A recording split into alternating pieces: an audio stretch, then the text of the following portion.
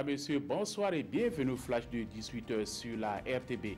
Ouagadougou abrite depuis hier la première conférence africaine sur la régulation et l'économie numérique. Cette rencontre est consacrée à des réflexions et des partages d'expériences sur la régulation en Afrique.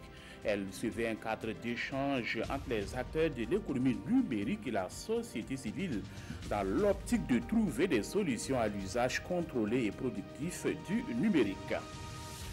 Les acteurs de l'aménagement tiennent depuis hier une session extraordinaire sur l'aménagement et la validation des schémas directeurs d'aménagement et d'urbanisme de 8 communes du Burkina. Il est question de vérifier les orientations et les projections du schéma directeur de chacune des 8 communes à intégrer dans les politiques sectorielles comme la santé, l'éducation et l'environnement.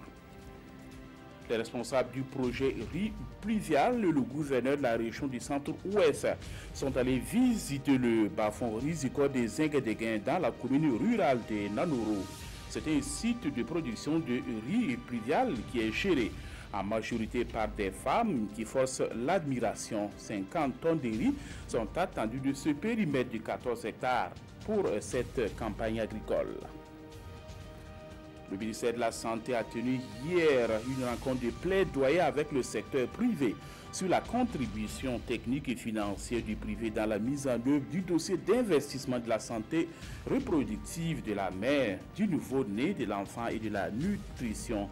La rencontre vise à sensibiliser les acteurs du privé sur le processus du mécanisme mondial de financement de la santé afin d'obtenir leur engagement pour le financement de ce secteur au Burkina Faso. Washington vient d'obtenir des assurances de la part des Saoudiens. Les Saoudiens n'excluront personne de leur investigation dans l'affaire de la disparition du journaliste Khashoggi. C'est la promesse faite par le prince héritier Mohammed Ben Salman au secrétaire d'État américain Mike Pompeo. Les autorités saoudiennes sont soupçonnées d'avoir assassiné le journaliste Jamal Khashoggi, une thèse que plusieurs pays, dont la Turquie et les États-Unis, semblent désormais confirmer.